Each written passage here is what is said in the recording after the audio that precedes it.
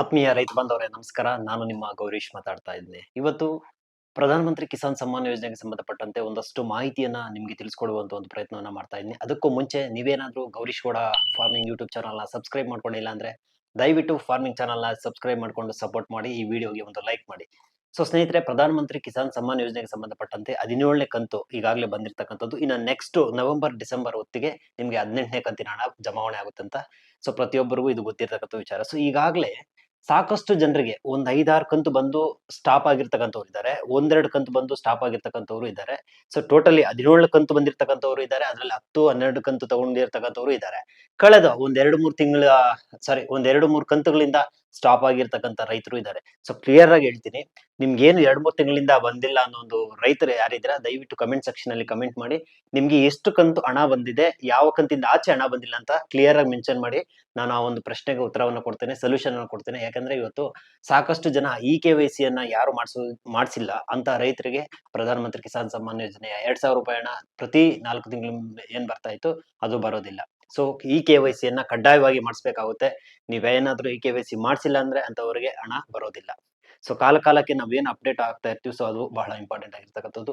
ಇವತ್ತು ಪ್ರಧಾನ ಮಂತ್ರಿ ಕಿಸಾನ್ ಸಮ್ಮಾನ್ ಯೋಜನೆಗೆ ಸಂಬಂಧಪಟ್ಟಂತೆ 17ನೇ ಕಂತಿನ ಹಣ ಸಾಕಷ್ಟು ಜನರಿಗೆ ಬಂದಾಯ್ತು. 18ನೇ ಕಂತಿನ ಹಣ ಯಾವಾಗ ಬರುತ್ತೆ ಅಂದ್ರೆ ನವೆಂಬರ್ ಅಥವಾ ಡಿಸೆಂಬರ್ ಹೊತ್ತಿಗೆ ಬರುವಂತ ಒಂದು ನಿರೀಕ್ಷೆ ಇದೆ. ಸೊ ಇದ್ರ ಮಧ್ಯದಲ್ಲಿ ಏನೆಲ್ಲ ಒಂದು ಅಪ್ಡೇಟ್ಸ್ ಕೊಡ್ತಾರೆ, ಸೊ ಅವೆಲ್ಲವನ್ನ ನಾವು ಚರ್ಚೆ ಮಾಡ್ಬೇಕಾಗಿರ್ತಕ್ಕಂಥದ್ದು. ಯಾಕಂದ್ರೆ ಇವತ್ತು ಬ್ಯಾಂಕ್ ಲಿಂಕ್ ಅಂತ ನಾವೇನ್ ಕರಿತೀವಿ, ಆಧಾರ್ಗೆ ಬಹಳ ಇಂಪಾರ್ಟೆಂಟ್ ಆಗಿರ್ತಕ್ಕಂಥದ್ದು. ಆಧಾರ್ ಕಾರ್ಡ್ ಪ್ರತಿಯೊಂದ್ರಲ್ಲೂ ಅಷ್ಟೇ. ಸೊ KYC ಅನ್ನ ಯಾರು ಮಾಡಿಸಿಲ್ಲ ಕಂಪಲ್ಸರಿ KYC ಅನ್ನ ಮಾಡಿಸ್ಬೇಕಾಗುತ್ತೆ. KYC ಮಾಡಿಸಿದ ನಂತರ ನಿಮ್ಗೆ ಅಲ್ಲಿಂದ ಆಚೆ ಬರ್ತಕ್ಕಂಥ ಕಂತುಗಳು ಜಮಾವಣೆ ಆಗುತ್ತೆ. ನೀವೇನಾದ್ರೂ KYC ಮಾಡಿಸಿಲ್ಲ ಅಂದ್ರೆ ನೆಕ್ಸ್ಟ್ ಬರೋ ಒಂದು 18ನೇ ಕಂತಿನ ಹಣನು ಸಹ ನಿಮ್ಗೆ ಬರೋದಿಲ್ಲ. ಸೊ ಕಡ್ಡಾಯವಾಗಿ ಪ್ರತಿಯೊಬ್ಬ ರೈತರು ತಪ್ಪದೆ ನಿಮ್ಮ ಒಂದು ಇದಕ್ಕೆ ಆಧಾರ್ ಕಾರ್ಡ್ ನ ತೆಗೆದುಕೊಂಡು ಹೋಗಿ, ಬ್ಯಾಂಕ್ ಪಾಸ್ಬುಕ್ ತೆಗೆದುಕೊಂಡು KYC ನ ಮಾಡಿಸೋದನ್ನ ಮರಿಬೇಡಿ.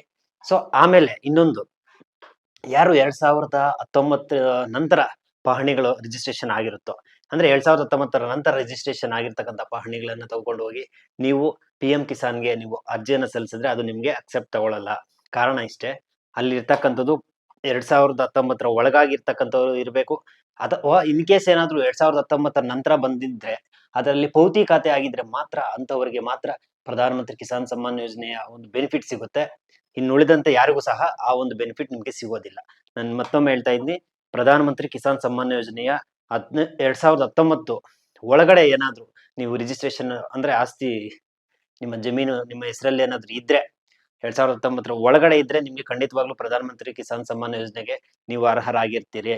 ಇಲ್ಲ ಅಂದ್ರೆ ನಿಮ್ಗೆ ಆ ಒಂದು ಎಲಿಜಿಬಿಲಿಟಿ ಇರೋದಿಲ್ಲ. ಅಥವಾ ಪೌತಿ ಖಾತೆ ಏನಾದ್ರು ಆದ್ರೆ, ಸೊ ಪೌತಿ ಖಾತೆ ಏನಾದ್ರು ಆದ್ರೆ 2019ರಿಂದ ಈಚೆಗೆ ಏನಾದ್ರು ಆದ್ರೆ ಪೌತಿ ಖಾತೆ ಅಂತವರು ಬೇಕಾದ್ರೆ ಪ್ರಧಾನ ಮಂತ್ರಿ ಕಿಸಾನ್ ಸಮ್ಮಾನ್ ಯೋಜನೆಗೆ ಅರ್ಹರಿರ್ತಾರೆ ಅನ್ನೋದು ಕ್ಲಿಯರ್ ಆಗಿ ಸಹ ಮೆನ್ಷನ್ ಮಾಡಿದ್ದಾರೆ. ಸೊ ನಿಮ್ಗೆ ಎಷ್ಟು ಕಂತು ಬಂದಿದೆ, ಯಾವ ಕಂತು ಬರ್ಬೇಕಾಗಿತ್ತು, ಯಾಕೆ ಬಂದಿಲ್ಲ, ಮತ್ತೆ ನಾವೇನಾದ್ರೂ ಇದುವರೆಗೂ ಅಪ್ಲೈನೇ ಮಾಡಿಲ್ಲ, ಯಾರು ಸರಿಯಾಗಿ ರೆಸ್ಪಾಂಡ್ ಮಾಡ್ತಾ ಇಲ್ಲ ಅನ್ನೋ ಒಂದು ಪ್ರಶ್ನೆ ಇದ್ರೆ ದಯವಿಟ್ಟು ಕ್ಲಿಯರ್ ಆಗಿ ಮೆನ್ಷನ್ ಮಾಡಿ, ಕನ್ನಡದಲ್ಲಿ ಮೆನ್ಷನ್ ಮಾಡಿ ಕಮೆಂಟ್ ಸೆಕ್ಷನ್ ಅಲ್ಲಿ. ಆ ಒಂದು ಪ್ರಶ್ನೆಗೆ ಪರಿಹಾರವನ್ನ ಕಂಡುಕೊಳ್ಳುವಂತ ಒಂದು ಪ್ರಯತ್ನವನ್ನ ಮಾಡಿ ಅಂತ ಹೇಳ್ತಾ ಇವತ್ತಿನ ವಿಡಿಯೋನ ಮುಗಿಸ್ತಾ ಇದ್ದೀನಿ. ಎಲ್ರಿಗೂ ನಮಸ್ಕಾರ.